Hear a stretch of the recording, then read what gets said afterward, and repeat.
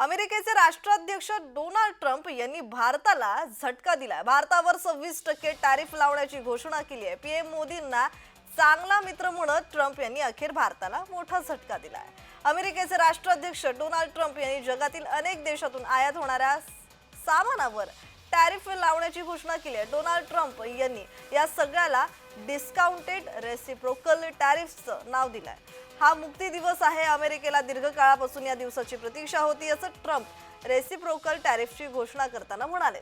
Donald Trump यांनी tariff लावताना भारताला सुद्धा झटका दिलाय। डोनाल्ड ट्रम्प यांनी भारतावर 26% टॅरिफ लावलाय। ट्रम्प यांनी आपल्या संबोधनात पंतप्रधान नरेंद्र मोदी यांच्या अमेरिका दौऱ्याचा सुद्धा उल्लेख केलेला आहे।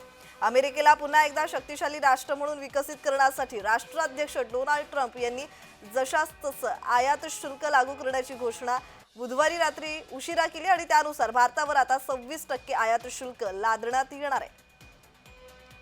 दरम्यान अमेरिकेचा प्रमुख प्रतिस्पर्धी देश असलेल्या चीनवर 34% आयात शुल्क आकारलं जाणार आहे। तर अमेरिकेच्या या दणक्याचा फटका जगभरातील देशांना बसू शकतो। दरम्यान अमेरिकेच्या या धाडसी निर्णयाचा परिणाम प्रामुख्याने कृषी, मौल्यवान खडे, त्याचबरोबर रसायन, औषध निर्माण, वैद्यकीय साहित्य निर्मिती, इलेक्ट्रिक वस्तूंची निर्मिती आणि यंत्रांची निर्मिती या क्षेत्रांचा समावेश असल्याचं तज्ज्ञांनी म्हटलेलं आहे। आणि या उद्योगांवर ट्रम्प प्रशासनाकडून अतिरिक्त आयात शुल्क आकारण्यात येत आहे। एकीकडे ट्रम्प म्हणतात पंतप्रधान नरेंद्र मोदी हे माझे चांगले मित्र आहेत, मात्र दुसरीकडे याच ट्रम्प यांनी भारताला झटका दिला।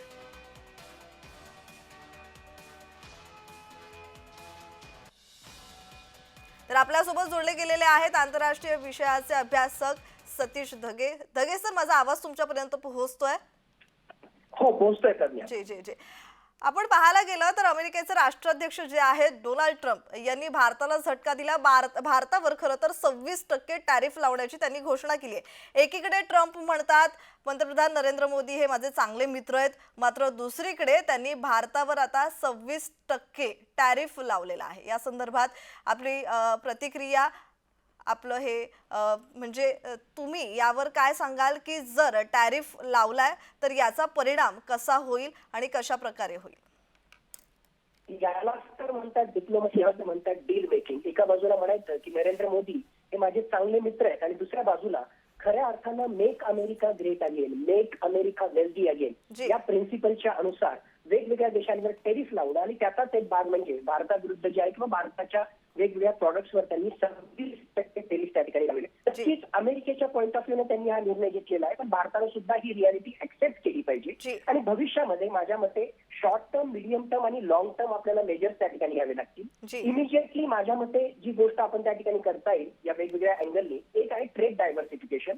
संपूर्णतः अमेरिकेच्या संबंधित एक्सपोर्ट करण्याच्या ऐवजी वेगवेगळ्या देशांमध्ये आपलं एक्सपोर्ट कसं वाढवता येईल ते आपल्याला पाहणं आवश्यक आहे। दुसरी गोष्ट ज्याला आपण म्हणतो की ट्रेड ऍडव्हान्टेज त्या ठिकाणी घेण्यासाठी डेप्रिसिएशन ऑफ रुपी म्हणजे थोडक्यात रुपयाचं अवमूल्यन करणं हा सुद्धा एक महत्त्वाचा मार्ग येणाऱ्या काळामध्ये आपल्याला त्या ठिकाणी अवलंबावा लागणार आहे। तिसरी गोष्ट, in every crisis lies an opportunity. आता हा अशा प्रकारचा क्रायसिस निर्माण झालेला आहे, तर आपलं डोमेस्टिक प्रोडक्शन कसं वाढवता येईल यासाठी भारतानं ऑलरेडी जी performance link incentive ELI scheme आपल्या ऑटोमोबाईल सेक्टरसाठी त्या ठिकाणी सुरू केलेली आहे, त्याला आणखी जोर देणं आणि एक प्रकारे आत्मनिर्भर भारतला बळकटी देणं, या सगळ्या वेगवेगळ्या गोष्टींवर आपल्याला जे आहे काम करावं लागणार। आणि सर्वात महत्त्वाचा मुद्दा, जर मित्र त्या ठिकाणी असेल तर त्यांच्याशी चर्चा करून हा इम्पॅक्ट आपल्याला कमी करता येईल का, ट्रेड डील करता येईल का, हा सुद्धा येणाऱ्या काळामध्ये आपल्याला विचार करावा लागणार आहे। ढगेजी, माझा एक शेवटचा प्रश्न तुम्हाला की आता जर नवीन आयात शुल्क धोरणामुळे शेअर बाजारावर कशा प्रकारे परिणाम होईल? ऑलरेडी आपण जर जगातली वेगवेगळ्या प्रकारचे स्टॉक मार्केट पाहतोय तर ते सगळे जे आहेत रेड मध्येच आहे आणि भारतावर सुद्धा, भारताच्या शेअर मार्केटवर सुद्धा काही काळासाठी जे आहे त्याचा विपरीत परिणाम होण्याची शक्यता आहे। म्हणजे जर ऑलरेडी मागच्या काही काळापासून जे आहे भारताचं शेअर मार्केट किंवा कंपन्या हे एक्सपेक्ट करत होत्या की आपल्यावर टेरिफ त्या ठिकाणी लागणार आहे, किती मोठा झटका बसणार त्यावर जो आहे शेअर मार्केटचा रिस्पॉन्स त्या ठिकाणी असला असता। नक्कीच 26% टेरिफ हा मोठा टेरिफचा झटका त्या ठिकाणी, म्हणून शेअर मार्केट जे आहे निगेटिव्हली त्याला रिस्पॉन्ड करेल। पण माझ्या मते काही काळामध्ये शेअर मार्केट सुद्धा जे आहे या रियालिटीला ऍक्सेप्ट करेल। भारत येणाऱ्या काळामध्ये कसा याला रिस्पॉन्ड करतो त्याच्यानुसार पुढची दिशा ठरेल। जी जी जी धन्यवाद ढगेजी, तुम्ही केलेल्या विश्लेषणासंदर्भात।